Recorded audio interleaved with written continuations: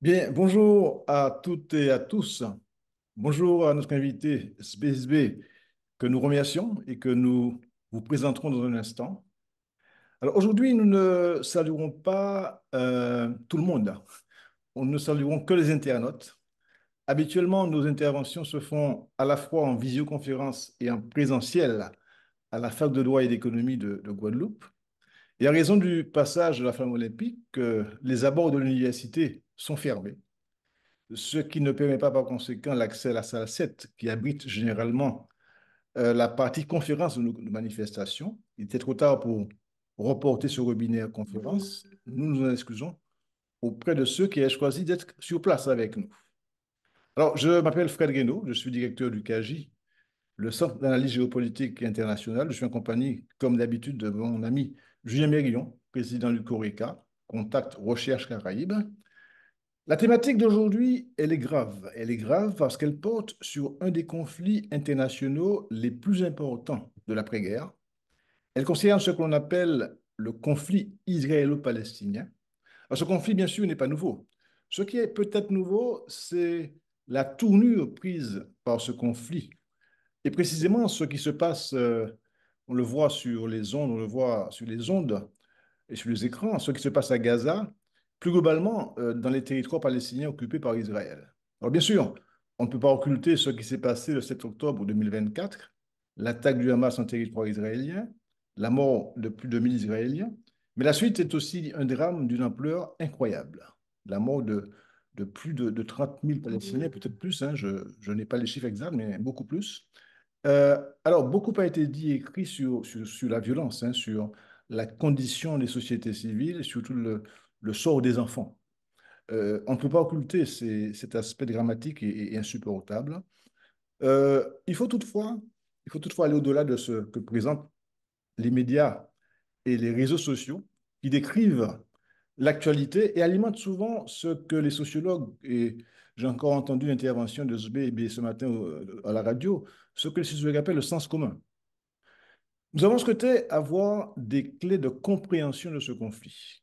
La situation de la Palestine relève-t-elle du paradigme colonial? C'est la question que nous poserons à notre invité. Nous avons la chance d'avoir avec nous un chercheur, un sociologue, un des meilleurs intervenants sur ce sujet. Alors, Sbeis est sociologue et chercheur associé à l'Institut de recherche et d'études sur les mondes arabes et musulmans, l'IREMAM. Ses recherches portent sur le développement et la culture en Palestine. Il a enseigné dans les universités palestiniennes, il a mené des recherches au sein des institutions palestiniennes et françaises. Sa thèse a porté sur la professionnalisation des ONG en Palestine, entre pression des bailleurs, le fonds, et logique d'engagement.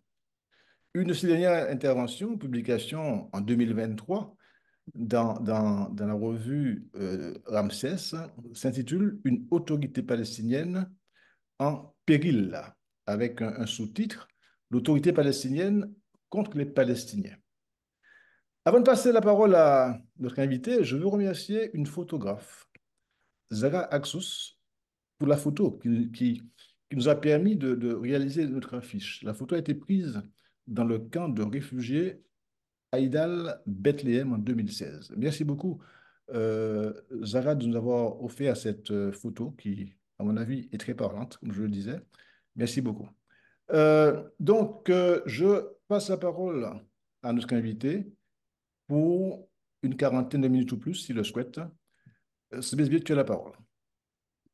Merci beaucoup. Bonjour tout le monde. Merci Brett pour déjà pour l'invitation et de m'avoir donné cette occasion de parler d'un sujet qui me semble de plus en plus important en ce moment, surtout pour ceux qui souhaitent et veulent comprendre ce qui se passe en Palestine.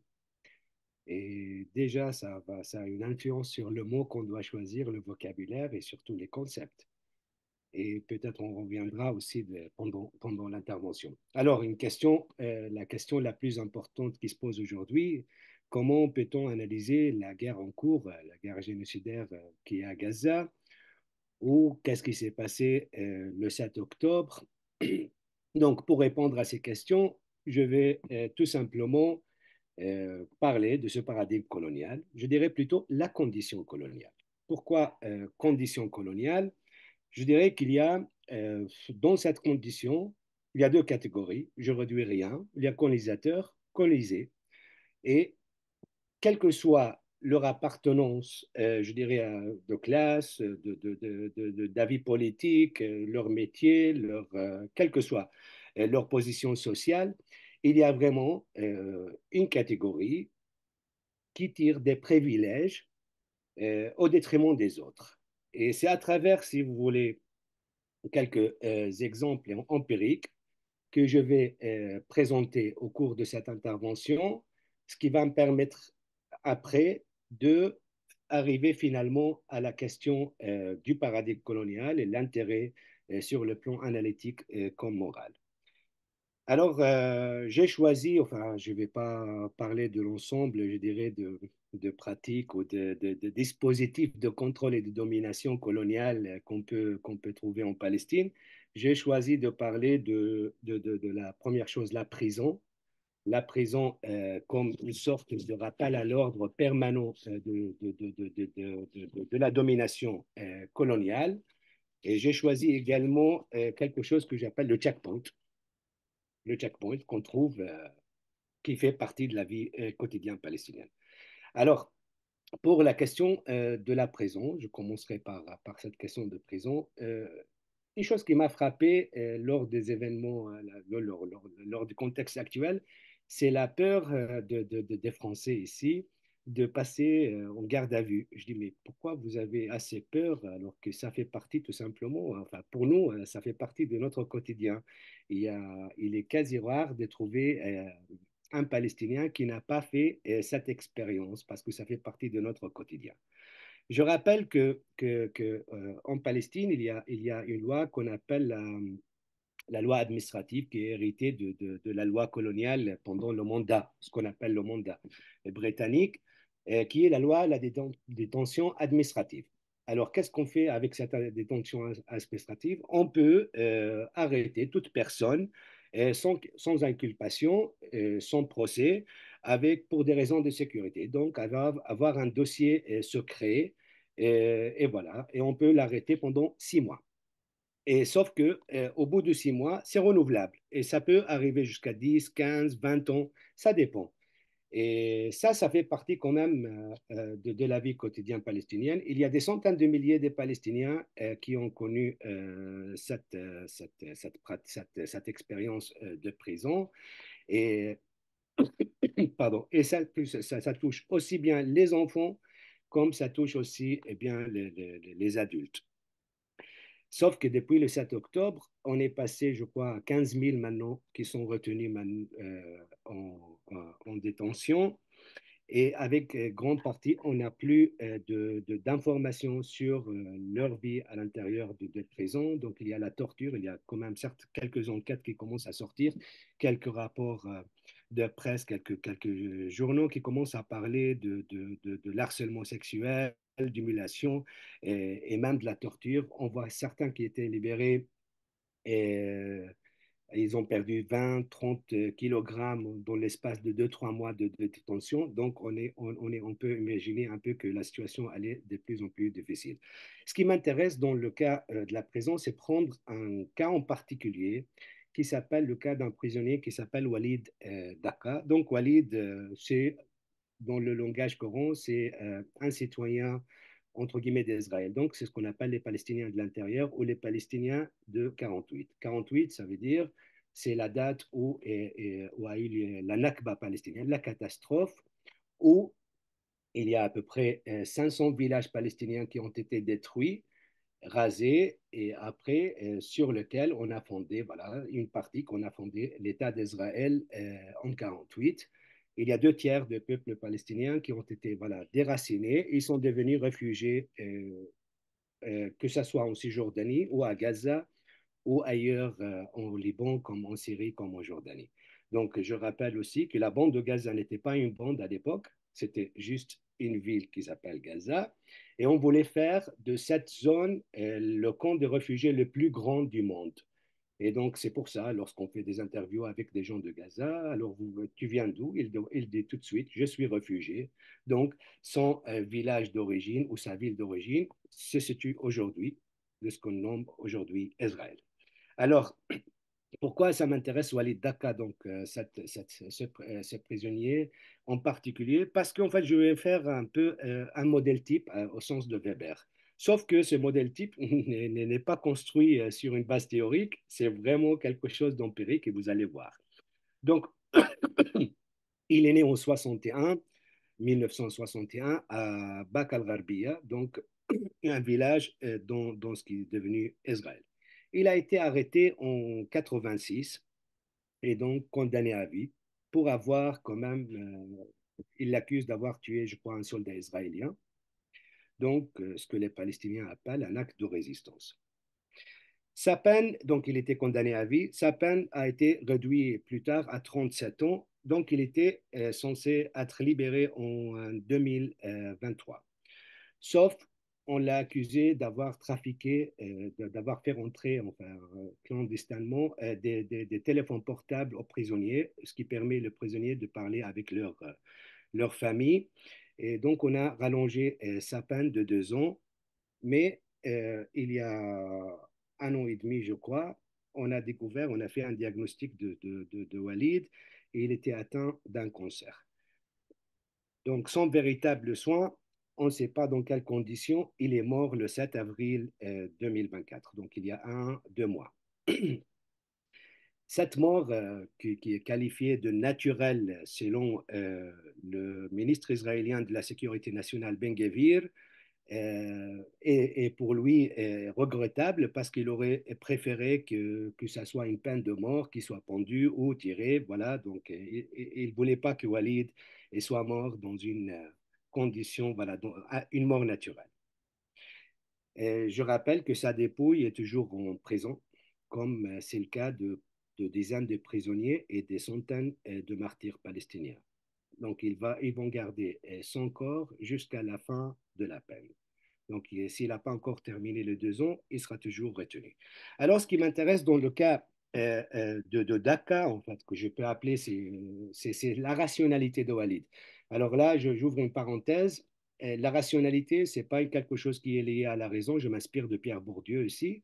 Et n'est pas une question de rationalité économique. Donc, on peut enfin, analyser plusieurs types de rationalité. Donc, moi, ce qui m'intéresse, c'est vraiment la rationalité de Walid Daka qui a été incarnée dans sa vie, dans sa trajectoire. Donc Walid, il a réussi quand même, c'est un prisonnier, mais c'est aussi un intellectuel. Donc il a réussi à théoriser ce dispositif colonial carcéral de la prison.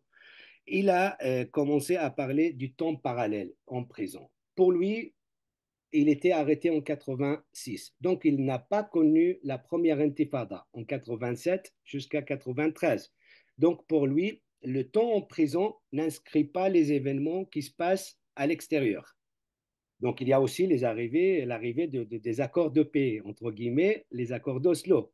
Pour lui, le temps parallèle dans lequel il vit, dans le monde parallèle, n'a pas inscrit aussi cette question de paix, et pourtant, il est toujours derrière les barreaux. Et il parle donc d'un temps dans un monde immobile, figé dans le passé et qui n'inscrit pas ces événements de l'extérieur. Alors, dans une lettre qui a été envoyée il y a 20 ans, donc c'était à l'occasion de 20 ans de prison de Walid, c'était en 2005-2006, il s'adresse la lettre à son frère et donc il dit les choses suivantes pour juste avoir cette idée de temps parallèle. Ce qui m'intéressait plutôt, c'était les minutes qui passaient rapidement au moment de la visite des parents. J'oublie alors d'observer les rides qui commencent à creuser le visage de ma mère. Je ne lui demande jamais son âge réel. Je ne sais pas, je ne connais pas son âge. Elle en a deux. L'âge du temps que je ne connais pas et celui de la détention. Disons que son âge parallèle est de 19 ans.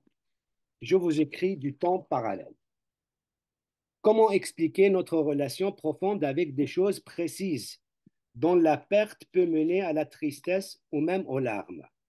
Des choses comme un briquet peuvent prendre une importance affective démesurée parce qu'ils étaient les derniers objets possédés dans le futur, comme s'il était une affirmation de soi. qu'un jour, nous serons hors de, ce temps parallèle. Ils sont la preuve de notre appartenance à votre temps. Donc ça vous donne une idée juste rapide de cette théorisation de ce temps parallèle depuis son monde parallèle à Walid. Et ce qui est intéressant, que Walid, il a toujours gardé l'espoir, il était toujours résistant, y compris en prison, et pour transmettre un message à l'avenir, il va organiser un mariage parallèle avec Sana Salam. Sana aussi est citoyen d'Israël, donc palestinienne de l'intérieur. Donc les deux, ils ont la citoyenneté israélienne. Selon la loi, ils garantissent un peu ils ont le droit d'avoir une visite conjugale. Sauf que dans le cas de Walid et Sana, ils étaient privés de cette visite conjugale. Donc il n'a pas réussi ni à embrasser sa mère avant sa mort, et ni même à faire un câlin même à sa femme. Sauf que Walid, il a réussi à transmettre un message à l'avenir. Qu'est-ce qu'il a fait? Il a réussi à faire sortir en contrebande un échantillon de sperme. Et donc, sa femme est tombée enceinte et elle a donné la naissance à une petite fille en 2021. Cette fille, il va l'appeler Milad. Milad en arabe, ça veut dire la naissance. Et donc, c'est le message que Walid Dakar essaye de transmettre à notre monde, c'est la naissance, que malgré l'état qu'il soit en prison, il essaye quand même de nous transmettre ce message de la naissance après tout ce temps. Donc, cette rationalité, je dirais, de la résistance qu'incarne Walid Dakar n'est pas une rationalité exceptionnelle dans le cas palestinien, parce qu'en fait, il s'agit de la continuité de la rationalité incarnée par Ghassan Kanafani, un romancier palestinien qui était réfugié au Liban depuis enfin, à partir de 48. Il était enfant chassé à l'époque. Mais donc, Walid, il a réussi un peu à visibiliser le dispositif colonial qu'incarne la prison et de rendre, je dirais, visible cette question de temps parallèle. Mais je dirais, et puisqu'il n'était pas sorti, il ne se rendait pas compte que ce temps parallèle, je dirais, c'est le temps de tous les Palestiniens. On peut généraliser ce temps parallèle figé dans le passé au temps palestinien. Si je paraphrase Boltanski et Bourdieu dans la reproduction de l'idéologie dominante, en fait, un petit article qui a été transformé en livre en 70-71, bah, il parle de passé présent, de passé toujours présent. Et donc, c'est un peu le passé présent chez Walid qui est toujours le passé présent chez l'ensemble des Palestiniens, avec un avenir confisqué parce qu'il n'y a plus d'aspiration. On est toujours dans une situation d'attente et donc faire les gens subir l'attente, c'est aussi parmi les mécanismes, je dirais, de domination le plus violent. Et aussi Bourdieu, il parle dans médiation pascalienne. Mais voilà, l'idée principale, c'est que ce temps figé, ce temps parallèle, et on peut le généraliser à l'ensemble de Palestiniens.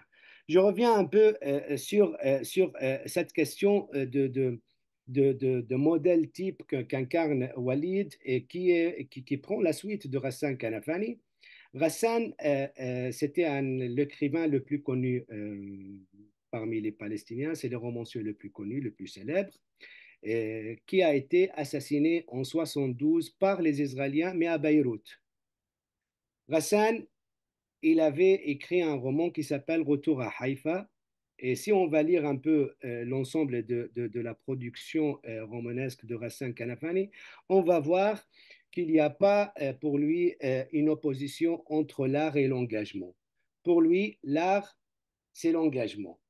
L'homme, c'est la cause. Et la lutte armée, c'est le seul moyen pour récupérer ce qu'on a perdu en 48, pour récupérer la Palestine, pour libérer la Palestine. Donc on va voir ça, c'est une rationalité qui existe chez les Palestiniens, qu'on le trouve sur le plan empirique, voilà, Walid Dakar en parle, et Ghassan pareil. Alors, il n'y a pas que cette rationalité. Je vais donner un contre-modèle. C'est la rationalité, je dirais, d'Emile Habibi. Emile Habibi aussi, c'est un romancier citoyen d'Israël qui était dans le Parti communiste. Il est devenu membre de la Knesset israélien, donc c'est un citoyen d'Israël. Il est devenu membre de la Knesset, du Parlement. Et donc, il est arrivé au sommet, je dirais. Mais et lui, pour se distinguer de Rassan Kanafani, Rassan qui parlait de retour à Haïfa, Émile a demandé qu'on grave sur sa tombe le message suivant, restez à Haïfa. Donc lui, il est resté à Haïfa, il voulait voir, je dirais, sa vie autrement. Donc il voulait vraiment s'intégrer à tout prix dans l'ordre colonial dans lequel il se trouvait. Sauf que toute sa vie, Émile, il refusait toute comparaison entre sa vie et les personnages de sa fiction, de ses romans. Et peut-être ceux qui ont connu un peu qui ont lu un peu le roman de Émile Habibi, c'est les aventures extraordinaires de Saïd, le peptimiste. Le peptimiste, c'est un mot qui associe optimiste et pessimisme. Donc, il y a le deux à la fois. Donc, il est joyeux malgré tout, parce que le pire peut encore arriver. Quelle que soit la situation dans laquelle il se trouve, il dit, je suis content parce que le pire peut arriver. Donc, c'est cette rationalité de Emile Habibi. Juste quelques mois avant sa mort, il va avouer en disant, je suis maintenant âgé, j'ai rien à craindre. Je peux dire que la rationalité de mon personnage principal, Saïd le Joyeux, dans mon roman, était ma rationalité. Sauf, il faut juste voir la fin. En fait, qu'est-ce que la rationalité de Saïd le Joyeux dans le roman, ça conduit à quoi? Il se termine empalé à la fin de sa vie, empalé, et donc il appelle Saïd l'empalé volontaire. Donc, l'image qu'il donne, Émile Habibi, de son intégration, je dirais, c'est l'empalement par l'intégration. Donc, le citoyen palestinien, les Palestiniens d'Israël, ils oscillent entre deux destins. Et soit mourir en prison, comme Walid Daka, parce qu'ils ont incarné une rationalité de résistance, et soit ils voulaient à tout prix s'intégrer dans l'ordre colonial et ils vont être, comme Emile Habibi, empalés volontairement. Donc, cette question de pieux qui va, avec laquelle va Emile Habibi se terminer. Et c'est le même exemple, je dirais, si vous connaissez l'intellectuel Azmi Bchara. Azmi Bchara était aussi membre de la Knesset pendant des années et à la fin voilà, il a démissionné, il a quitté le pays. Pourquoi? Parce qu'il a été accusé d'avoir collaboré avec l'ennemi. Et donc, malgré les efforts d'intégration, ils sont toujours rejetés. Donc voilà, on va voir ce modèle d'intégration et donc voilà le résultat de l'empalement. Alors, cela, on peut le trouver, je dirais, ça devient un peu plus institutionnalisé à partir de 2018, lorsque Israël va adopter, va opter pour la loi fondamentale, je dirais, de considérer l'État d'Israël comme le foyer national du peuple juif. Arish Sabahouri est une aussi chercheuse qui se trouve aussi en Israël palestinienne. Elle va parler elle ne dit pas autre chose, je dirais, voilà, que l'émancipation individuelle qu'implique la citoyenneté coloniale de peuplement fait fi de l'appartenance nationale, en ce qu'elle repose sur l'effacement de l'identité, du passé et de l'avenir du peuple palestinien en tant que collectif. Donc là, on va voir, on a navigué un peu dans un espace particulier qui est Israël, de voir la condition dans laquelle vivent les Palestiniens qui ont déjà les citoyennetés israéliennes, et je ne suis pas encore arrivé au territoire de 67.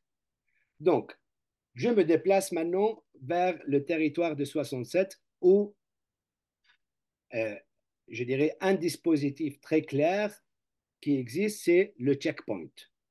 Et moi, voilà, je vais commencer avec une anecdote que j'ai vécue moi-même pendant le terrain de ma thèse.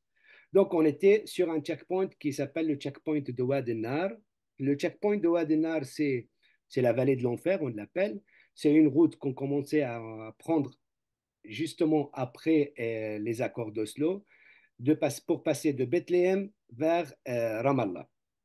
Avant, on passait par Jérusalem, mais une fois ils ont signé les accords de la paix, ils ont implanté des checkpoints autour de Jérusalem. On n'avait plus le droit de traverser Jérusalem pour arriver à Ramallah. Donc, on a commencé à emprunter une route qui n'était pas pavée à l'époque et qui était même très dangereuse. Et en plus, ils ont mis un checkpoint qui sépare Bethléem de Ramallah. Donc, au checkpoint, c'est arbitraire. On peut arriver, on peut passer, comme on peut être contrôlé. Ça dépend de la morale du soldat.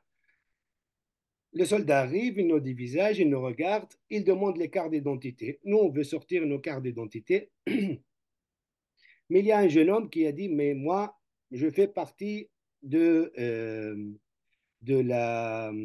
agences de sécurité du président. Et là, le soldat, il s'étonne et dit, mais de quel président tu parles?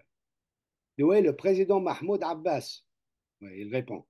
Et alors, puisque c'est comme ça, je ne veux que ta carte d'identité. Il se contente de sa carte d'identité. Donc, il va partir le soldat pour vérifier la carte d'identité. Il revient à 1 heure. Donc, c'est une attente. Ça ne peut pas varier d'1 heure à, je dirais, à 10 heures. Et parfois, il nous demande de retourner. Mais voilà. Donc, 1 heure plus tard, il revient. Il nous lance comme ça la carte d'identité. Et un peu cynique, il regarde le jeune homme. Il lui dit, alors, n'oublie pas de passer le bonjour à ton président. Et donc là, le taxi part. Alors, à partir de cet exemple, je veux juste rappeler que ça a eu lieu en 2008. C'était le moment, je dirais, la belle période entre l'autorité palestinienne et les Israéliens, parce que c'est à ce moment-là que c'était juste après la mort de Yasser Arafat et après la division, je dirais, palestinienne entre le Hamas d'une part et le Fatah. Si vous voulez, on peut revenir là-dessus. Mais c'est à ce moment-là où Mahmoud Abbas, le président de l'autorité palestinienne, opte pour la coordination de sécurité optimale avec les Israéliens sous l'égide des Américains. Et à l'époque, c'était le général Dayton qui venait de l'Irak et pour appliquer une nouvelle stratégie dans les territoires occupés 67, de 67. Et la coordination sécuritaire, c'était quoi? C'était la sécurité de l'État d'Israël, c'est le plus important. Et donc, l'autorité palestinienne va travailler avec les agences de sécurité israéliennes pour chasser toute personne susceptible d'être résistant. Et donc, c'était à ce moment-là que ce jeune homme a voulu dire, voilà, voulait se distinguer de nous en disant, voilà, je fais partie des bons élèves, si vous voulez, dans l'ordre colonial. Et du coup, voilà, il voulait être un peu distingué, il voulait avoir un traitement distingué parce que, voilà, il fait partie de ces bons élèves. Et je rappelle que ce type de comportement a été institutionnalisé par le gouvernement militaire israélien qui tient enfin un peu la main sur la Cisjordanie, parce qu'on commence à distribuer des cartes qu'on appelle les cartes VIP, Very Important People, pour ceux, voilà, les ministres et le leadership de l'autorité palestinienne, qui leur permet de se déplacer beaucoup plus facilement sur le checkpoint, qui peuvent même aller entrer en Israël parfois pour aller manger, pour aller, voilà. Donc, ils avaient certains privilèges que la population palestinienne n'a pas. Et donc ça, si vous voulez, cette pratique de checkpoint qui est une sorte de rappel à l'ordre permanent de l'ordre colonial, et le soldat qui était là, il avait non seulement le droit, mais il était encouragé pour appeler à l'ordre, pour humilier les Palestiniens, pour leur dire, c'est moi qui détiens l'ensemble de ce qui se passe. Alors vous faites partie de l'autorité palestinienne ou d'autres, je suis là pour faire un rappel permanent à l'ordre. J'étais aussi témoin d'un autre cas où on était, voilà, je revenais de la Jordanie, de la France, donc on était obligé de passer par la Jordanie pour aller à Bethléem, pour passer par la Cisjordanie. C'est les frontières entre la Jordanie et la Cisjordanie qui sont contrôlées d'ailleurs par les Israéliens. Et là, il y avait un ministre à côté de moi, il voulait nous dépasser dans la queue, voilà, parce que c'est un ministre VIP. Et la jeune soldate, c'était une fille de 18 ans, elle voulait juste l'humilier. Elle me dit, voilà, toi, tu vas t'asseoir sur la chaise. Et s'asseoir sur la chaise, ça veut dire pendant cette traversée de pont, ça veut dire perdre au moins 8 heures d'attente. Donc, il va attendre 8 heures avant qu'on lui donne le passeport pour passer. Et c'était un ministre. Donc, il était bien humilié devant nous. C'est ce sort de rappel à l'ordre. Alors ça, cette pratique avec la prison, bah, s'articule ce que j'appelle confisquer le temps. On est mis dans une situation d'attente permanente. Et c'est tellement arbitraire qu'on ne peut pas même prévoir le lendemain.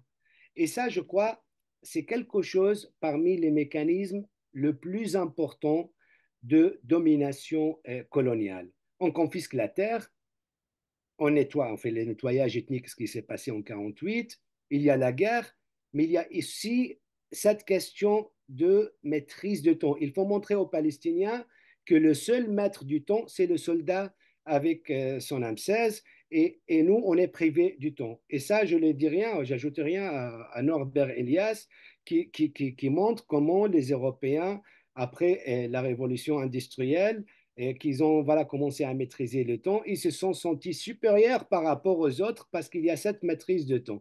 Et donc voilà, montrer qu'on est supérieur, qu'on maîtrise le temps et qu'on arrive à confisquer le temps des autres, ça aussi, ça fait partie de affirmer et de solidifier, je dirais, ce rapport de supériorité par rapport aux autres. Et ça fait partie de la quotidien palestinien. Moi, je donne juste un exemple. Lorsque je suis arrivé en France en 2003, parce que je venais de la Palestine, c'était la deuxième intifada, j'avais du mal à avoir un agenda parce que j'arrivais même pas à prévoir ce que je peux faire le lendemain. Et je trouvais que c'était tellement bizarre que les gens commencent à réfléchir, qu'est-ce qu'on va faire le week-end? Alors pour moi, le week-end, c'était déjà trop tard. Comment ces gens, ils peuvent prévoir le week-end?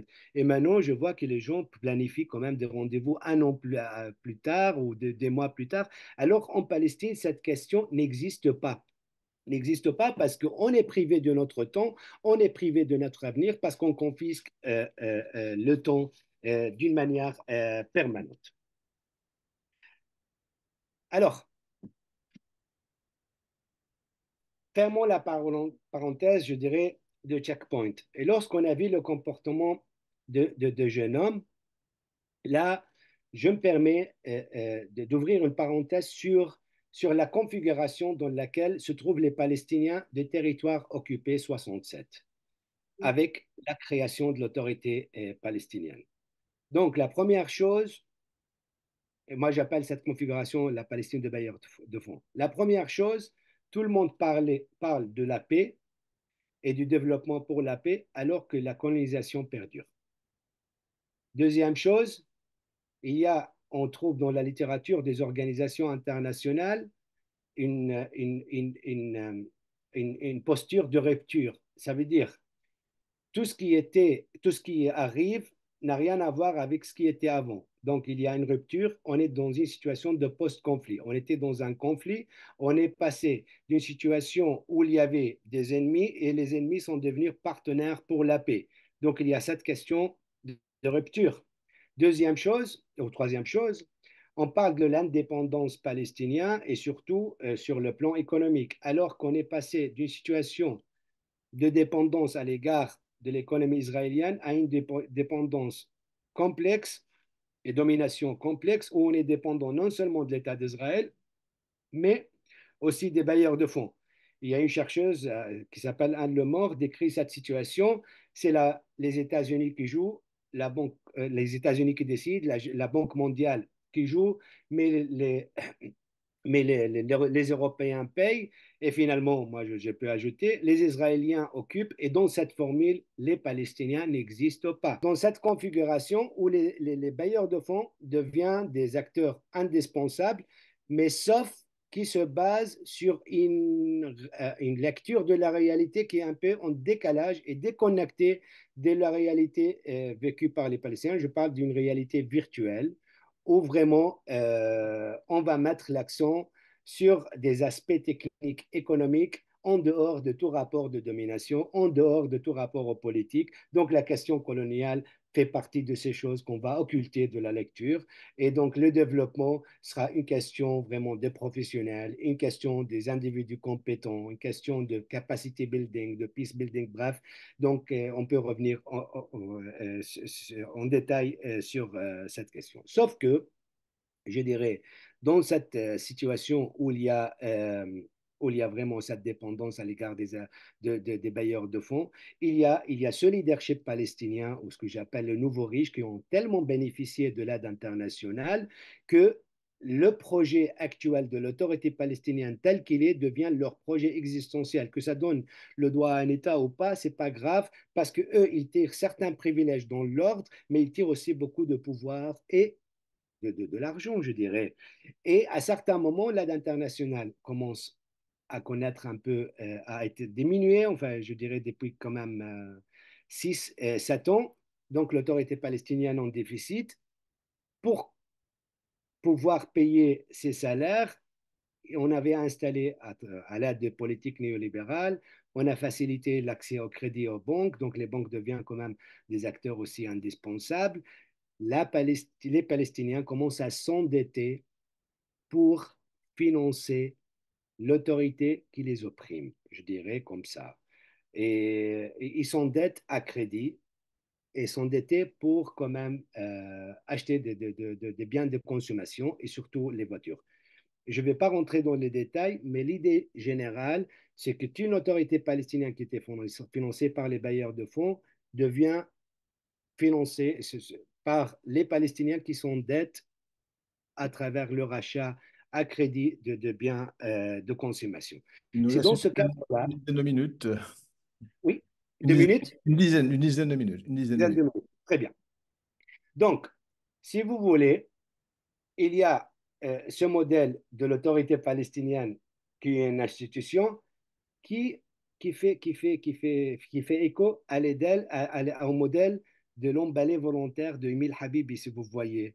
Donc, les deux, ils s'adaptent dans l'ordre colonial. Ils utilisent les normes de l'ordre colonial pour se distinguer par rapport aux autres, mais ils ne mettent pas en cause l'ordre colonial. Alors, le modèle un peu qu'on appelle radical ou le modèle irrationnel, alors que c'est une autre rationalité, c'est le modèle de résistance de Walid Daka, mais aussi qu'on voit maintenant dans le nord de la Cisjordanie, même avant le 7 octobre, où il y avait des jeunes de 18 ans qui commencent à prendre les armes pour résister contre les Israéliens. Donc il y a le modèle résistance. Pour le comprendre, il faut le faire, enfin, il faut le situer par rapport à d'autres types de modèles qui existent dans les territoires palestiniens. Et bien sûr, ce qui s'est passé à Gaza, ça n'a rien à voir. Pourquoi? Enfin, c'est pas n'a rien à voir. C'est tout simplement parce que la Gaza, c'était la zone sacrifiée par cette configuration de la Palestine de bailleurs de fonds. Je rappelle que la division interpalestinienne, quelle est la racine de cette division? C'est en 2006-2005, les bailleurs de fonds exigent de Palestiniens de faire des élections. Le Hamas, à l'époque, c'était une sorte d'accepter les accords d'Oslo, d'accepter les accords de paix, entre guillemets, implicitement, je dirais, sans le dire. Ils ont participé aux élections, ils ont gagné les élections. Les bailleurs de fonds, considérant le Hamas comme un groupe terroriste, ils ne voulaient pas avoir des affaires avec le gouvernement formé par le Hamas. Pendant 1 an et demi, ils, font, ils boycottent l'autorité palestinienne. Pendant 1 an et demi, il n'y avait pas de salaire. Les tensions commencent à monter entre le Hamas et le Fatah, le groupe de Mahmoud Abbas, le parti de pouvoir, en disant c'est à cause de vous qu'on ne reçoit pas l'argent ou l'aide internationale. 1 an et demi sans salaire, et l'idée principale que les Américains exigent, que les Israéliens, pareil, le président Mahmoud Abbas, c'est de ne plus avoir des armes, surtout les roquettes qu'avait Hamas à Gaza. Donc, c'était cette idée de résistance, entre guillemets, contre les Israéliens. Ça va se terminer par des affrontements militaires entre le Fatah et le Hamas. Le Hamas va prendre par force, le contrôle de Gaza. Donc, on va parler du modèle en Cisjordanie, c'est la Cisjordanie d'abord, face à Gaza sacrifié, boycotté, assiégé militairement par les Israéliens. Donc assiégé militairement par les Israéliens, et y compris assiégé par l'autorité palestinienne qui va tarder à envoyer les salaires de ces fonctionnaires qui sont à Gaza, mais au finalement boycotté également par l'aide internationale. C'est en 2005-2006. Donc il y avait ces deux modèles. Et le Hamas va s'investir plus un peu dans un modèle souterrain, je dirais, et qui va incarner plus la rationalité de la résistance. Alors, lorsqu'on parle de camps de réfugiés, je l'avais dit à certains moments que Gaza, on a fait de Gaza en 48 la zone la plus grande, je dirais, le camp de réfugiés le plus grand. Mais avec le siège, il devient aussi la prison à ciel ouvert. Donc, c'est toute une population de 2 millions et de 200 000 qui sont mises dans une situation d'attente sans perspective. Donc, c'est vraiment le monde du temps parallèle de Walid Dakar en prison qu'on va l'appliquer à l'ensemble du peuple palestinien à Gaza. Et pareil pour la Cisjordanie d'ailleurs. Mais avec un mécanisme, c'est le mécanisme ici, c'est le siège. Et donc, au lieu de voir un checkpoint à Gaza, on va voir les drones. Les drones, c'est une sorte de rappel permanent à l'ordre. C'est Big Brother is watching you. C'est Orwell. On vous surveille, on vous voit et vous êtes sous le contrôle. Il y a un rappel, un ordre permanent. Alors, cette situation d'attente qu'on trouve dans la bande de Gaza, comment va être interrompue? Mais par quoi? Par des guerres. Donc, 2008, je vais juste, je ne sais pas combien de guerres on a. 2005, 2006, 2008, 2009, 2012, 2014, 2021, avant cette guerre, 2023, en printemps. Et à chaque fois, une guerre, au moins 2000 morts palestiniens. On commence par 2000 et après on commence à compter. Donc, on va voir que cette mise en attente permanente dans laquelle on a mis Gaza n'est interrompue que par des guerres. Et ça passe. Pourquoi? Là, l'intérêt je dirais, du paradigme colonial et de la condition coloniale est tellement indispensable pour comprendre. Parce que les Palestiniens, la négation des Palestiniens, ce n'est pas uniquement par les Israéliens, mais ça commence par la déclaration Balfour. Déclaration Balfour en 1917, lorsqu'ils décident, l'ordre anglais, comme quoi on va donner cette Palestine pour faire un foyer juif. Et à partir de cette déclaration, comment il va voir le Palestinien qui vivait dans cette terre? Ben, il va tout simplement dire que le non-juif. Donc on va réduire le peuple palestinien à des non-juifs. Donc c'est une question de négation qui commence dès le début. Lorsqu'on va voir comment les fondateurs du sionisme, ils avaient leur projet d'entreprise coloniale en Palestine, ben, ils avaient plusieurs lieux au début. Ils avaient, en fait, il y avait entre la Palestine, je crois c'était l'Argentine ou autre, mais bref, ils vont choisir leur lieu en fonction des avantages objectifs. L'idée principale pour eux, comment on peut inscrire notre entreprise coloniale dans l'esprit de l'époque qui dominait en Europe. Et c'était quoi l'esprit? Moi, je me réfère ici à un article de Rodinson, Maxime Rodinson, 1967. Enfin, l'esprit de l'époque, tout territoire en dehors de l'Europe était susceptible d'être colonisé par les Européens. Donc, les sionistes qui se considèrent comme Européens, ils peuvent s'installer où ils veulent, à condition que ça soit dans l'esprit de l'époque. Et ils se considèrent comme Européens. Et là, Alain Grèche, pardon, Ilan Pappé, il le montrait très bien comment les sionismes, ils étaient en train de détruire le village et d'implanter même les arbres, les pins, pour montrer aux Européens qui arrivent qu'ils sont chez eux, mais aussi pour même temps pour cacher les villages détruits, pour cacher le peuple qui existait, pour cacher un peu la géographie du lieu. Donc c'était un peu réconfigurer la Palestine, effacer la Palestine pour les européaniser, pour que le colon arrivant se sente tout simplement chez eux, il n'y a pas d'histoire. Donc, le slogan qu'on a appliqué à l'époque, c'était une terre sans peuple pour un peuple sans terre. C'est ça la racine. Et ça dure jusqu'à aujourd'hui, si vous voulez.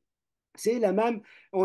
Les Palestiniens n'existent pas. On les a déshumanisés. Alors, on parle de 30 000, 40 000 morts, des enfants disparus, mais ils n'existent pas. Et si en fait ils sont morts, bah, c'est pas grave. Mais dès qu'on touche, par exemple, dès que le Palestinien, c'est là où on va prendre l'analyse de Fanon. Lorsqu'on déshumanise en fait les colonisés, bah, le seul moyen, lorsqu'on crée un ordre par la violence, lorsqu'on a déshumanisé les Palestiniens par la violence, bah, le seul moyen qui reste aux Palestiniens, c'est la violence pour récupérer leur humanité. Sauf que dans le monde actuel, lorsqu'il y a la violence en fait tellement institutionnalisée, tellement ordinaire que les Palestiniens subissent depuis un siècle, c'est pas grave. Mais lorsque les Palestiniens vont réagir à l'ordre dans lequel ils se trouvent, c'est l'ordre colonial.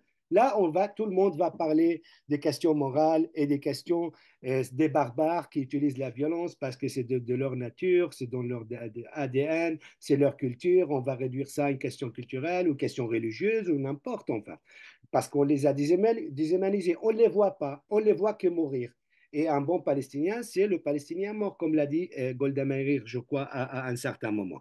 Donc, si vous voulez comprendre la continuité, il y a une continuité qui existe, non seulement sur le plan géographique, les territoires de 48 qui est devenu Israël, la bande de Gaza et finalement voilà la Cisjordanie, mais donc il y a une continuité géographique avec le même ordre, avec quels que soient les statuts des Palestiniens, qu'ils ont une carte d'identité de l'autorité palestinienne délivrée par les Israéliens ou qu'ils ont les citoyens israéliens délivrés par Israël, mais quand même, c'est quand même des citoyens de deuxième rang, troisième rang, je ne sais pas quoi.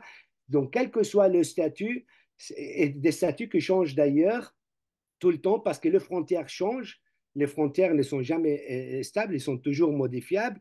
Donc, on peut saisir la réalité d'un Palestinien qu'à travers ce paradigme colonial. Et ce n'est pas n'importe quel paradigme colonial, le paradigme colonial de peuplement, parce qu'on a remplacé une société par une autre. Donc, et certainement, lorsqu'on veut remplacer une société par une autre, ça ne passe que par le nettoyage ethnique, ça ne passe que par l'éradication du peuple. Et moi, je suis en train de lire une thèse qui va être soutenue bientôt. Enfin, le débat entre le sionisme qui était dans les années 30 et 20, même au début, avant même la création de l'État d'Israël, entre sionisme de gauche et sionisme de droite, c'était le deux avait une posture, la supériorité des sionistes européens par rapport à ces indigènes. Mais l'idée, c'était qu'est-ce qu'on va faire de ces décalages entre nous, alors que la droite disait, voilà, il fallait faire recours aux armes et éradiquer ces gens parce qu'ils ne vont pas accepter qu'on les colonise. Alors la gauche disait, oui, quand même, ils sont naïfs, ils peuvent accepter quelques miettes, quelques solutions, même si on va leur donner quelque chose à côté, ils vont accepter. Et donc le débat était, il n'y avait pas une question de remise en question de la supériorité des colons qui arrivent, mais c'était le débat, qu'est-ce qu'on va faire de cette supériorité et de ce décalage. Alors, ce paradigme, bien sûr, n'est pas mobilisé en France et pas, enfin, et n'est pas mobilisé. Et je dirais, il y a quand même une interdiction de l'utiliser parce qu'on part toujours de l'idée. En fait, il y a une certaine évidence sacrée. Est-ce que vous êtes ou contre ou pour l'État d'Israël? Parce que pour nous, c'est une évidence très sacrée. Il ne faut jamais mettre cette question en évidence, alors que c'est un ordre colonial, tout simplement. Et on oublie la question, est-ce que vous êtes pour ou contre l'éradication et le nettoyage ethnique et la colonisation de la Palestine? Et pourquoi, enfin, pourquoi on arrive à cela? Moi, je me souviens voilà, de cet article d'Oredanson que je citais qui parle Israël est un fait colonial, bah, à la réception de cet article. Bah, Rodanson, il a été traumatisé par cet article. Il a été considéré comme traître, comme collabo, parce qu'il est juif et on voulait le classer comme juif. Alors, il y a ça. Il y a deuxième chose, il y a la mentalité coloniale qui domine. Il y a certains qui veulent, voilà, qui voient dans les Israéliens les miroirs d'un Européen. Et aussi, il y a la question du problème juif en Europe.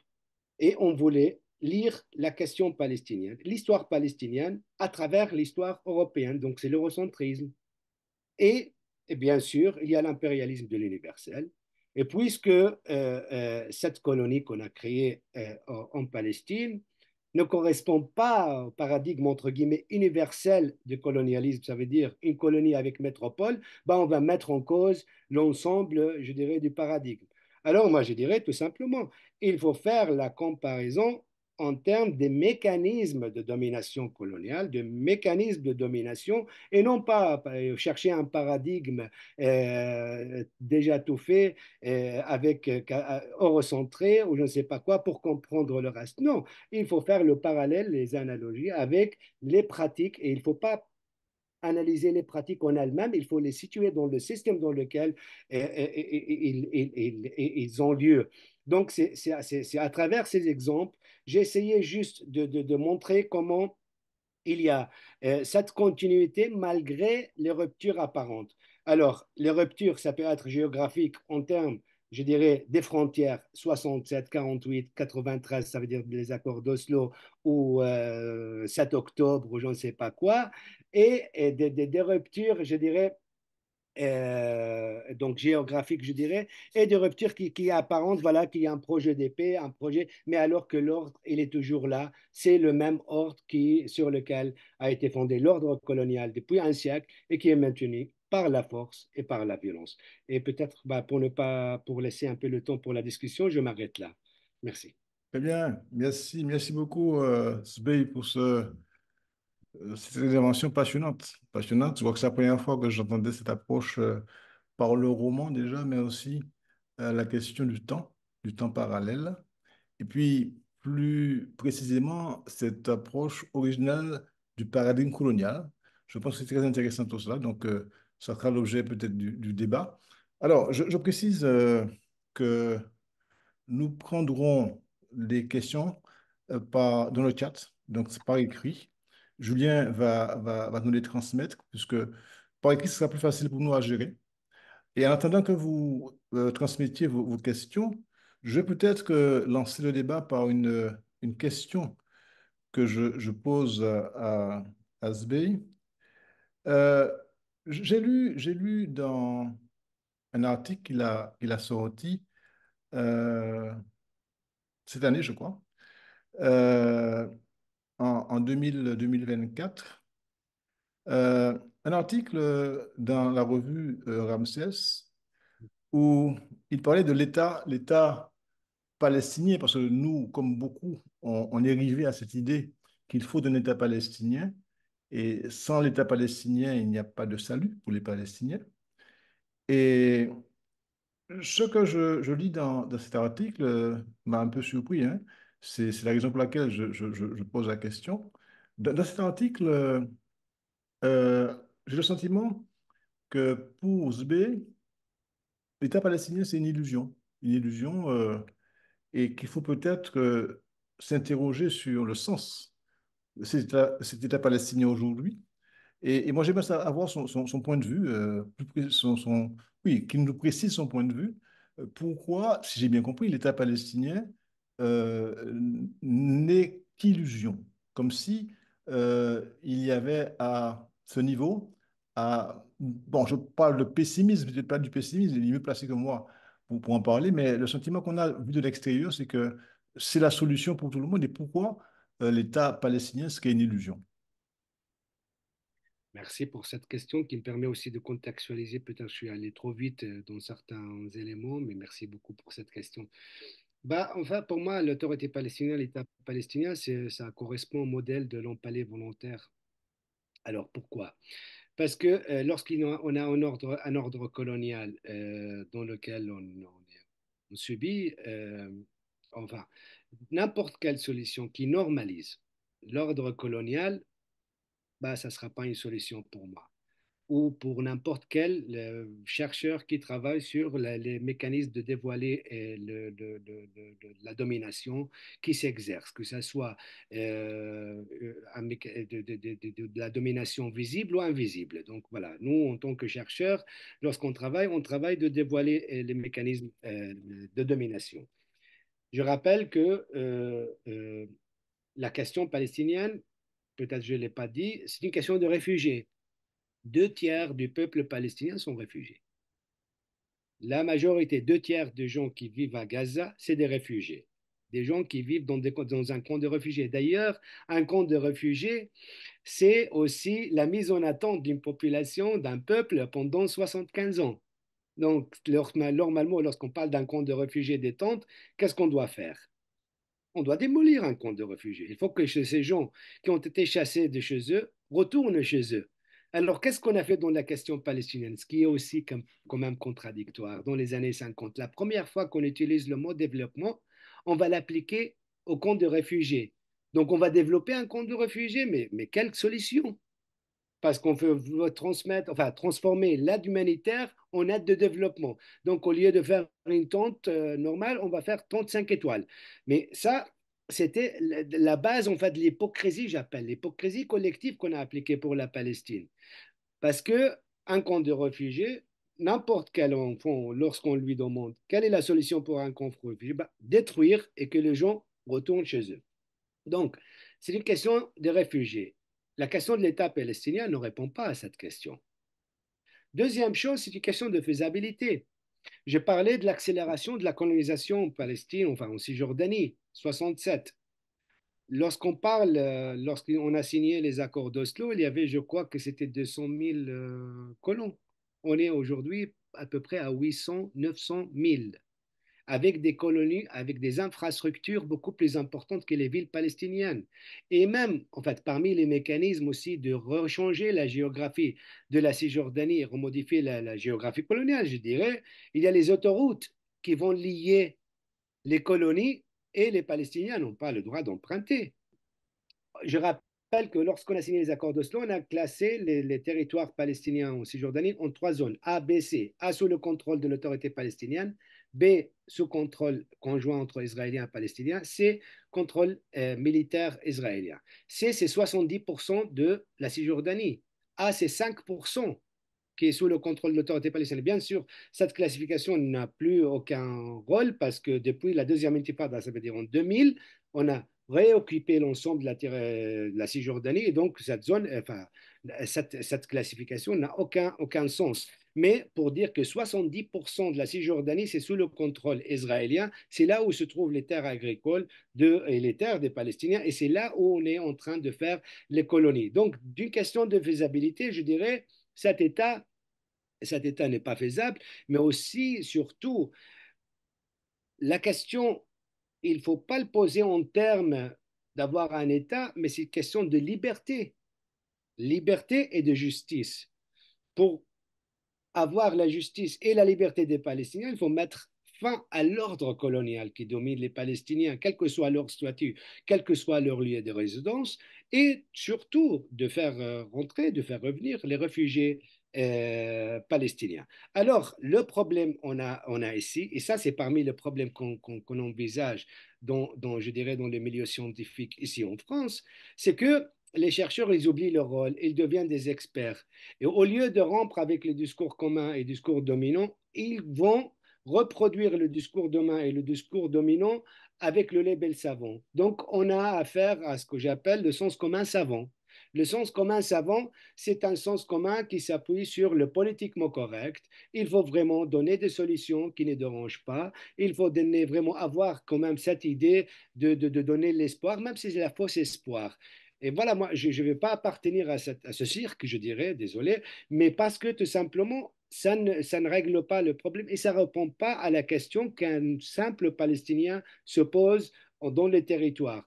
Donc moi, c'était le décalage que j'ai vu entre la Palestine telle qu'on a construit dans le discours, que ça soit dominant ou scientifique, et la Palestine telle qu'elle est vécue par n'importe quel enfant palestinien qui se trouve en Israël ou à Gaza ou dans un camp de réfugiés au Liban ou à Ramallah en Cisjordanie. Zbi, s'il n'y a pas d'État palestinien, s'il y a une situation coloniale qu'il faut casser, j'ai bien compris ça, euh, comment sortir? Quelle est, au plan institutionnel, au plan politique, la sortie de la crise pour les Palestiniens? sur le plan institutionnel, je crois, en fait, c'est surtout, il faut juste mettre fin d'abord à l'ordre dans lequel on se trouve malgré nous, quelle que soit notre classe, qui va nous opprimer et qui va donner des privilèges à quelqu'un d'autre, tout simplement parce qu'il se considère, voilà, grâce à une religion ou n'importe. On ne peut pas en fait vivre dans un l'apartheid, si vous voulez. L'apartheid, c'est une suite de la colonisation, ce n'est pas la première étape. Donc on ne peut pas vivre en dire, voilà, il y a une solution tout en maintenant l'apartheid et en faisant une institution pour les dominer qui va quand même être dans l'ordre de cet apartheid ou de cet ordre colonial. Je trouve que ce n'est pas une solution, c'est tout simplement une manière de normaliser l'ordre colonial. Et donc, il faut, et moi, je crois, et c'est là, en fait, et c'est la question qui dérange, et c'est la question dont on ne veut pas parler, c'est mettre fin à l'ordre colonial. Moi, j'étais avec une anthropologue qui est née en Israël, qui est israélienne, qui dit maintenant, je suis né en Palestine occupée. Elle dit, et moi aussi, je suis pour la liberté de la Palestine et mettre fin à l'ordre colonial, non seulement pour les Palestiniens, mais pour récupérer ma trajectoire personnelle en tant que juif qu'on m'a volée pour que ça colle à cet ordre colonial qui existe. Donc, en fait, si vous voulez, dans cette condition, on est vraiment divisé en deux. C'est pas quelque chose de purement, c'est pas une idée, c'est quelque chose de vécu. Donc moi, toute solution qui maintient l'ordre colonial, je crois que c'est pas une solution, c'est une fausse solution. C'est juste pour dire, voilà, ça va, c'est pour respecter le rapport de force qui existe et c'est pour maintenir, je dirais, cette situation d'hypocrisie collective à laquelle on assiste. Ok, très bien. Est-ce qu'il y a des Alors, il y a questions? une question que je voudrais poser à mon tour.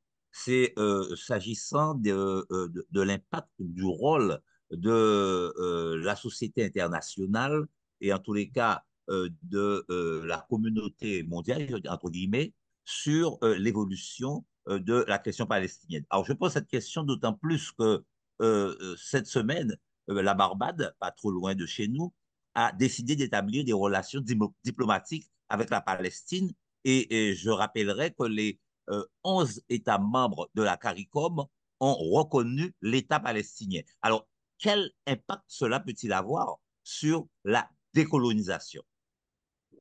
Ouais, c'est très... Enfin, je crois que sur le plan symbolique, OK, en fait, maintenant, la question de la reconnaissance d'État, c'est pas uniquement l'État, parce que l'État sur place n'existe pas. Et l'État, on ne peut pas le créer sur les papiers. C'est pas en fait parce qu'il y a une délégation de la Palestine à Paris et que les délégués, on appelle délégué général qui devient ambassadeur, que la situation en Palestine va changer. Mais symboliquement, c'est juste pour dire, voilà, pour dire aux Israéliens, on s'oppose un peu à vos politiques. C'est timide, en fait, comme démarche, mais ça existe. Le problème avec la communauté internationale, entre guillemets, c'est en fait, c'est la loi du plus fort. C'est dès le début, en 1947, l'ONU s'est permis de proposer un plan de partage entre les Israéliens et les Palestiniens. Et dans ce plan de partage, on a donné, je crois que c'était à peu près 60% aux Palestiniens et 40% aux Juifs pour faire deux États. Alors, ça a été refusé parce que les Palestiniens, pour eux, ils étaient beaucoup plus nombreux. C'est leur terre. Comment on accepte de partager une terre avec des gens qui arrivent de loin, des colons, tout simplement? Et tout ça, ça a été modifié en 48. Et là, tout de suite, on va reconnaître l'État d'Israël comme État légitime, mais avec des conditions qu'il y aura un État palestinien et que cet État, quand même, définisse ses frontières. Toujours, on n'a pas de frontières. Les frontières qui changent au fur et à mesure, et toujours, on n'a pas d'État palestinien. Alors, la communauté internationale n'a pas réussi à appliquer même le droit au retour des réfugiés, mais c'était 194. Donc, le droit aux réfugiés, leur droit de retourner chez eux. Et ça existe quand même depuis 1948. Donc, ça fait 75 ans qu'on n'arrive même pas à appliquer une résolution de l'ONU ou même de la sécurité, le Conseil de sécurité. Donc, moi, je dirais qu'il y a le rapport de force sur la scène internationale. Et moi, pour moi, la communauté internationale, ce qui se joue maintenant, c'est les Américains. Et après, voilà, les Européens parfois se distinguent un peu par rapport aux Américains, certains pays, mais quand même, on voit que les Européens suivent un peu les politiques américaines, y compris pour l'institution du Norois, par exemple, l'organisation de l'ONU qui s'occupe de réfugiés. Enfin, pourquoi on attaque maintenant cette organisation? C'est pour mettre fin à cette question de réfugiés palestiniens. Donc, lorsqu'on veut parler d'un État palestinien sur les frontières de 67, en oubliant les Palestiniens qui sont en Israël et surtout en oubliant les Palestiniens, 7 millions, donc 2 tiers du peuple palestinien, qui se trouvent dans des camps de réfugiés, et moi je trouve que même si symboliquement cette étape s'inscrit dans, je dirais, l'opposition aux politiques de gouvernement israélien, mais je dirais que ça fait partie aussi de maintenir l'ordre colonial qu'on a instauré en Palestine. OK. Alors, s'il y a des questions, messieurs, par écrit, n'hésitez pas. Alors, je voudrais poursuivre un petit peu sur les relations entre les différentes représentations, tu vois, les différentes autorités représentatives des Palestiniens qui ont été élus par conséquent. Donc, le Hamas et l'autorité palestinienne, à l'évidence, le conflit, il est ouvert, hein. On l'a vu. Et il y a, comme tu l'as dit toi-même, une autorité palestinienne qui est contestée, même contre les Palestiniens, ça va plus loin.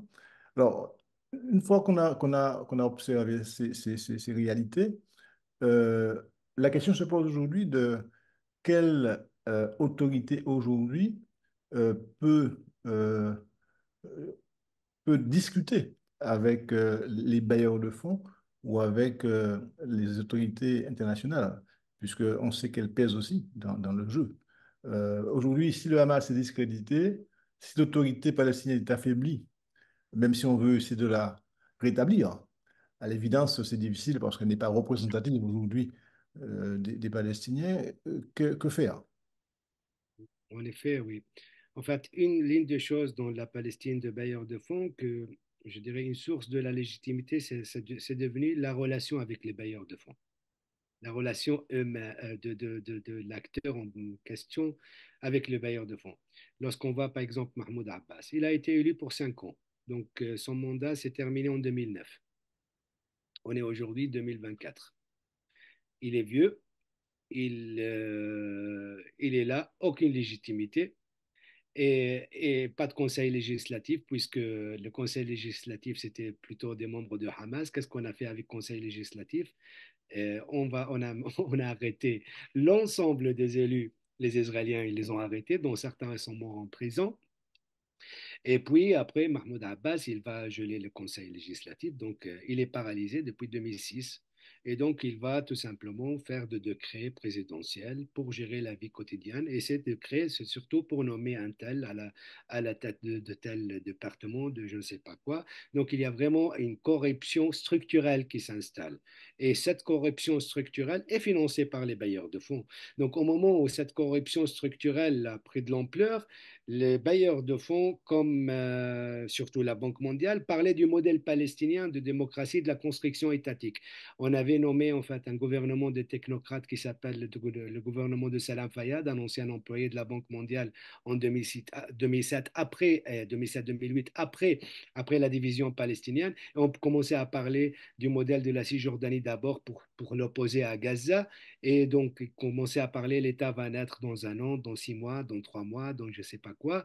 Et donc, on n'a rien eu. Mais qu'est-ce qu'on a eu? On a vraiment institutionnalisé la corruption soutenue par ces bailleurs de fonds. Lorsqu'on parlait aux bailleurs de fonds, changez votre langage, changez, non, ils ne voulaient pas. Ils voulaient pas nous écouter. Alors, moi, personnellement, mon analyse, lorsque le Hamas a accepté de faire partie des élections, c'était une sorte, je dirais, de reconnaissance de l'État d'Israël implicitement en 2005-2006. Parce qu'on ne peut pas partager, enfin faire des élections dans le cadre des accords d'Oslo, les accords qui ont été faits avec Israël sans reconnaître les accords et les implications derrière. moi, je crois que la communauté internationale, avec je dirais, suprématie, cette manière de ne pas voir les gens, de les classer de cette manière, le Hamas, c'est des terroristes, donc il ne faut pas négocier avec eux, il ne faut pas parler avec eux, il ne faut pas. Donc, ils ont contribué à ce qu'on est en train de vivre aujourd'hui. Ils l'ont contribué. Donc, moi, je crois s'ils avaient négocié avec le Hamas de 2006, on ne sera pas là aujourd'hui. Donc, il faut surtout, quand on veut intervenir dans un endroit comme la Palestine ou lorsqu'il y a une intervention internationale, il faut se débarrasser de son arrogance et de choisir les bons interlocuteurs. Il faut se débarrasser de ça. Il faut se débarrasser de ce regard un peu du haut vers les acteurs. On ne va pas changer les Palestiniens pour pouvoir parler avec eux. Il y a des Palestiniens et, et le Hamas en fait partie de la société palestinienne. Ah, donc, parmi les fausses manières de présenter la Palestine, c'est la guerre d'Israël contre le Hamas. C'est pas vrai. C'est tout simplement, c'est les pratiques coloniales qui continuent à l'égard du peuple palestinien. Et on a fait la même chose quand l'OLP avait la stratégie de la lutte armée, on l'a considéré terroriste. Et pareil, donc on avait négligé les représentants légitimes des peuples palestiniens. Donc c'est le même mécanisme, c'est la même manière, c'est la même mentalité coloniale lorsqu'on a affaire avec les Palestiniens. On exige de choisir les bons élèves, alors que les Palestiniens, ils ne sont pas là pour faire plaisir à la communauté internationale. Ils sont là pour revendiquer leur droit à la liberté et leur droit à leur terre. Très bien. Alors, une question, oui, tu Oui, permets? Julien? Une Oui. question que j'ai reçue est la suivante. Est-ce que l'on peut considérer que la situation actuelle à Gaza serait un vrai génocide colonial, à l'instar de, par exemple, du génocide amérindien? C'est la question telle qu'elle est posée, tel qu'il s'est fait dans les Amériques. En effet, moi, je suis complètement d'accord. Moi, on constate à Gaza, c'est pas juste les génocides et ni les crimes coloniaux et voilà, le nettoyage ethnique, mais c'est la banalisation des crimes. Moi, je vous donne l'exemple des universités. Lorsqu'on a détruit les universités, il y avait 13. Lorsqu'on a détruit les universités, avant, on donnait de prétextes. Oui, il y a le Hamas qui se cache derrière, qui se cache au-dessous, je ne sais pas quoi. Bref, donc la dernière université, c'était l'université de l'Isra. Et on l'a occupée pendant 60 jours. Et donc, l'armée israélienne était à l'intérieur du bâtiment pendant 60 jours. Qu'est-ce qu'on a fait à la fin?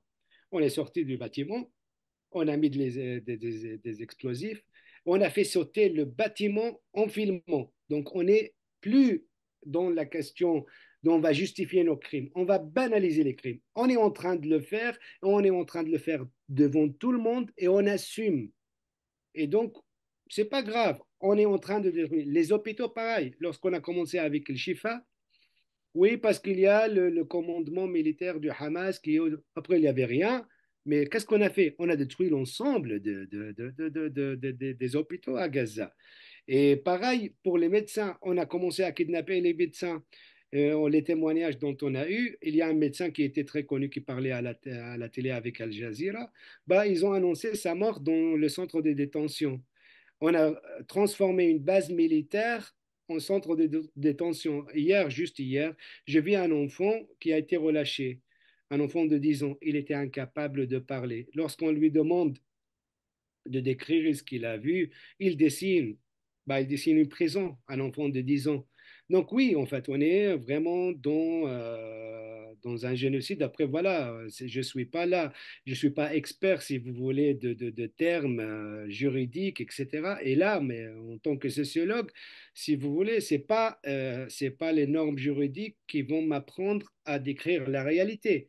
Les normes juridiques font partie de cette réalité, mais ce n'est pas toute la réalité. Donc ça, c'est la première chose. Mais le plusieurs choses, il faut juste regarder combien Nous, on parle aujourd'hui de 38 000 personnes qui ont été tuées. Moi, je crois que le nombre est beaucoup plus important parce qu'il y a des disparus.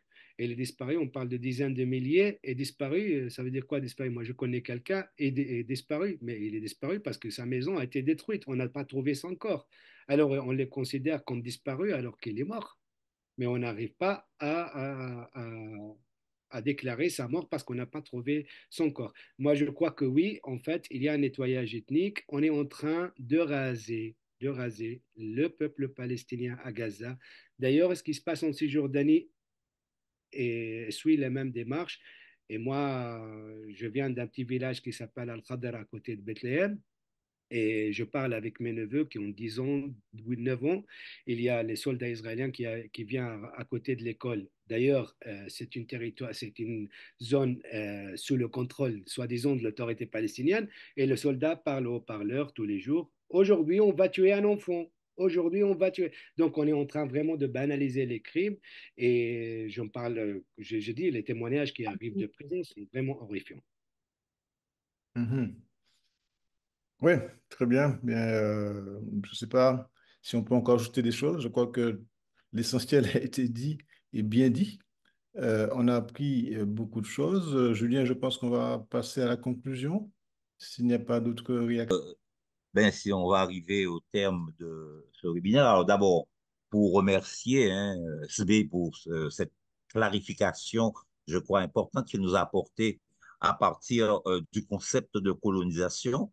On a tendance à analyser la question palestinienne exclusivement sous l'angle de l'affrontement entre Israéliens et Palestiniens, sans remonter à l'origine et sans remonter précisément à ce qu'on a appelé le paradigme de la colonisation.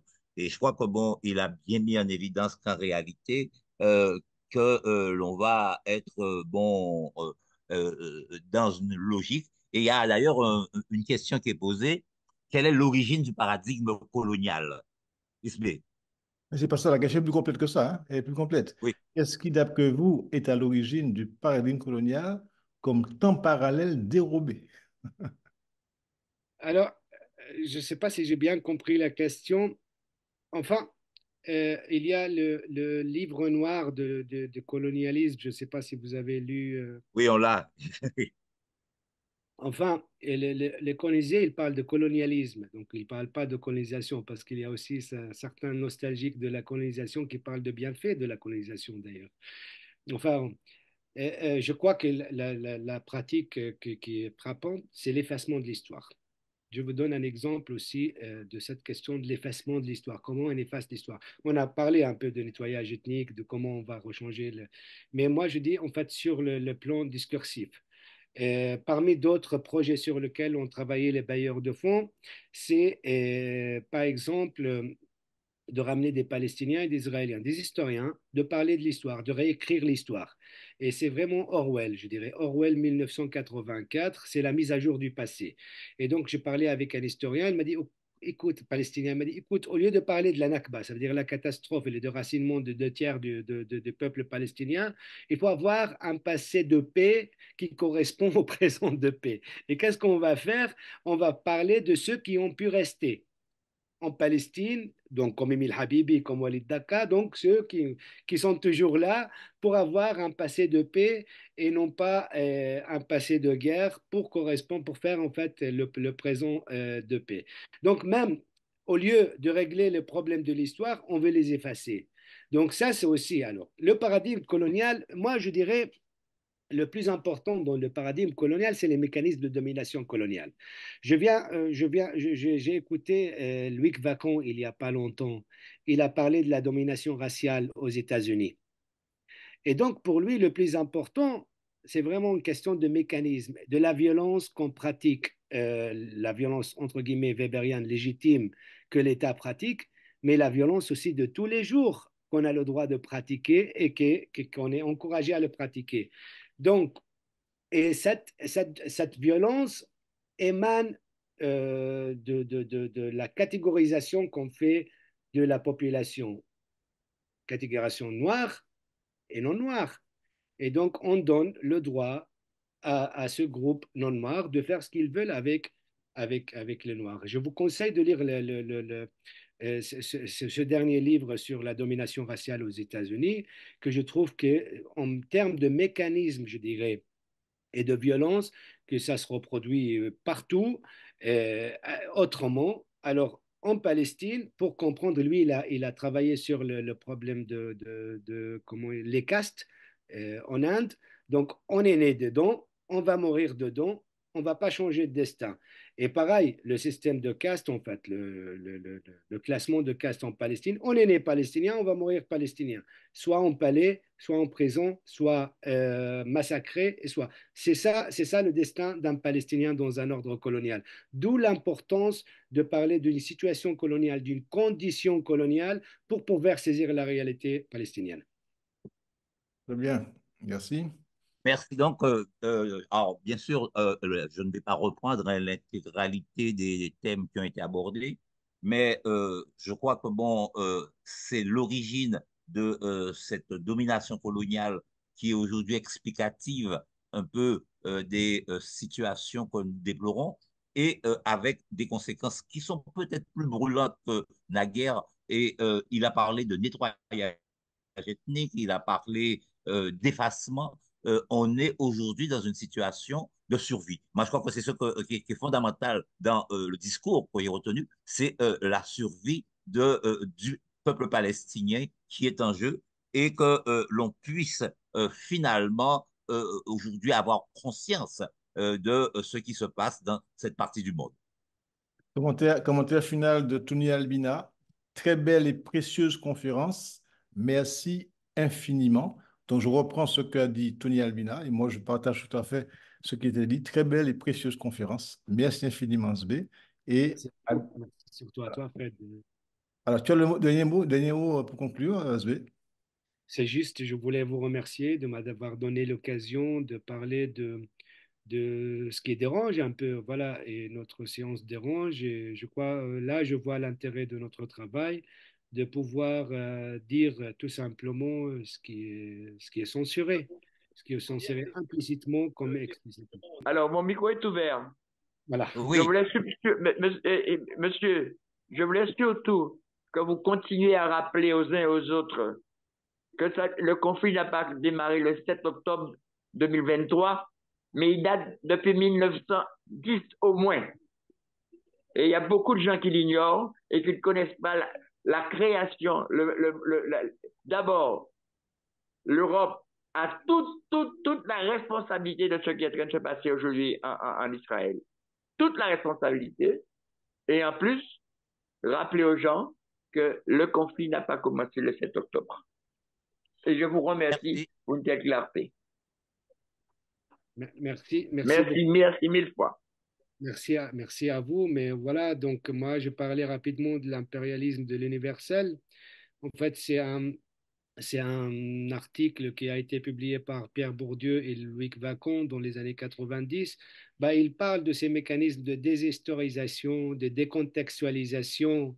Et malheureusement, en effet, c'est des concepts qui circulent entre les organisations internationales et les collègues universitaires qui n'ont qu'un seul rôle, c'est dévoiler la réalité, c'est déformer la réalité et présenter une nouvelle réalité qui est en décalage avec ce qu'on vit en Palestine. Et du coup, voilà, d'où l'intérêt de ce type de conférence, de mettre l'accent sur la condition coloniale. Mais je sais qu'une seule personne, un seul chercheur ne peut rien faire. Je crois que c'est notre effort, c'est notre, je dirais, notre travail collectif. Il faut vraiment qu'on travaille ensemble pour pouvoir porter cette voix. Merci beaucoup, Sb, et à bientôt. Merci, merci beaucoup.